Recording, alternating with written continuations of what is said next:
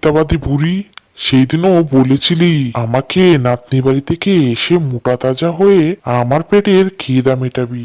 তা এখন আবার কোথায় যাচ্ছিস? সেই দিন তো তোকে রাস্তায় কোথাও পেলাম না। সেই দিন তো আমার নাতনি আমাকে লাউ গোর গোর বুড়ি যায় ঢের দূর এই বলে আমাকে সেইখান থেকে বিদায় করে দিয়েছিল। এখন আমি একে কি বলি? আরে ক্ষুধার্ত বাঘ, আমাকে খাওয়ার জন্য এত চটফট করছিস কেন? আর এইদিকে আমার নাতনিটা সারাদিন খেতে খেতে 10 মণ ওজন বাড়িয়ে ফেলেছে যে। এখন তাকে ডাক্তারের কাছে নিয়ে যেতে হবে। তাই এদিক দিয়ে আসলে তুই আবার আমার নাতনির দিকে নজর দিবি না তো? আমার নাতনিকে তোর মতো 10-5টা সিংহকে শেষ করতে পারবে না। এখন কি তুই আমাকে খাবি নাকি আমার নাতনিকে ডাক্তারের কাছে নিয়ে যেতে দিবি?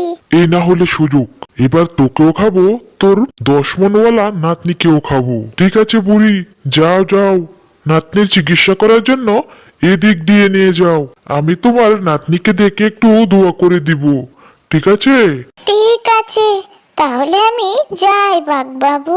এই সব কিছু গাছের আড়াল থেকে একটি শিয়াল শুনে নেয়, আর শিয়াল বাঘের আগে এক রাস্তায় গিয়ে তার দল নিয়ে দাঁড়িয়ে থাকে বুড়ির অপেক্ষায়। বুড়ি ও তার নাতনি আসতে আসতে প্রথমে দেখা হয় শিয়ালের সাথে। তখন শিয়াল বুড়িকে বলল, অহে চালাক বুড়ি, সেই দিনও তোমার পথে বসেছিলাম, কিন্তু তোমার দেখা পেলাম কই?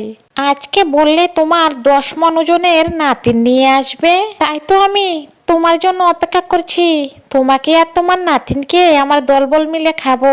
বুড়ি শিয়াল ও বাঘকে শিক্ষা দেওয়ার জন্য তার সঙ্গে করে একটি পেত্নী নিয়ে আসে। পেত্নীটি ছিল খুবই সাহসী। সে ঘপ ঘপ করে শিয়ালগুলিকে খেয়ে ফেললো।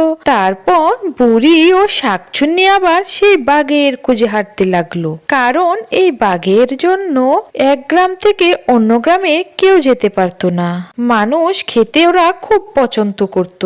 ওদের ভয়ে 2 গ্রামের মানুষের যোগাযোগ রীতিমতো বন্ধ হয়ে যাচ্ছিল। যেতে যেতে হঠাৎ বুড়ি ও পেত্নীর বাঘের সঙ্গে দেখা হয়ে যায়। তারপর ওই পেত্নীটি বাঘগুলিকে ঘপ ঘপ করে খেয়ে নিল। এইভাবে আমাদের গল্পটি শেষ হয়ে গেল। খোদা হাফেজ।